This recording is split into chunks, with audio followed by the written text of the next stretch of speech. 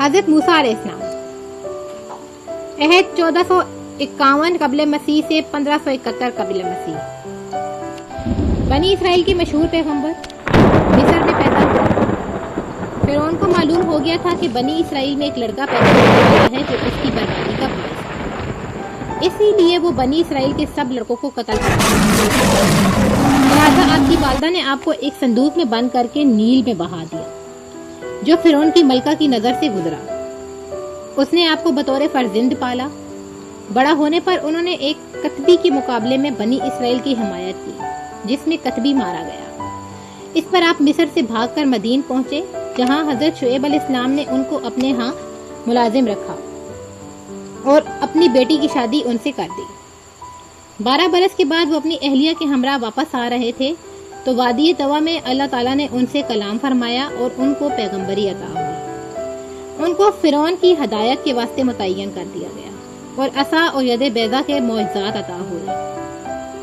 فرعون اپنے جادوگروں کو ان کے مقابلے میں لایا، مگر وہ سب خود حضرت موسیٰ علیہ السلام کے مقابلے سے عاجز آ کر ایمان لے آئے۔ بعد ازاں آپ نے بنی اسرائیل کو لے کر مصر روانہ ہوئے۔ راستے میں دریائے نیل پڑتا تھا۔ حکم ربی کے تحت آپ نے اس پر عصا مارا تو وہ 2 حصوں میں بٹ گیا، دریا میں راستہ سا بن گیا۔ فرعون بھی ان کے تعاقب میں چلا آ رہا تھا۔ جب وہ دریا پر پہنچا اور ایک راستہ بنا پایا تو بلا جھجک آپ کے پیچھے ہی اپنے لاؤ لشکر سمیت دریا میں اتر گیا۔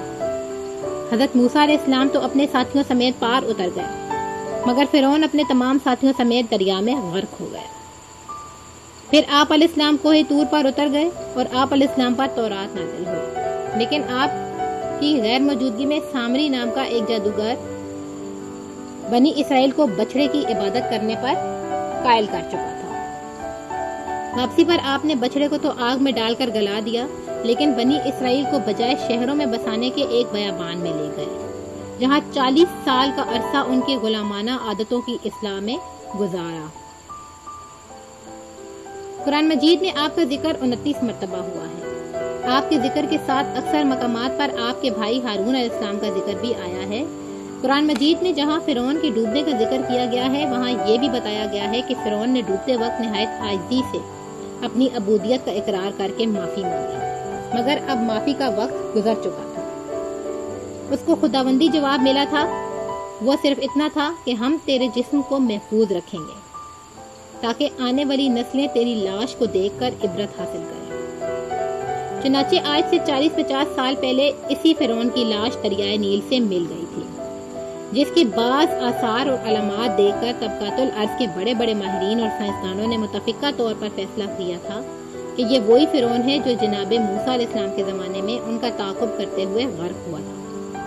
چنانچہ آج بھی اس کی ممیائی ہوئی لاش قاہرہ کے عجائب گھر میں دیکھی جا سکتی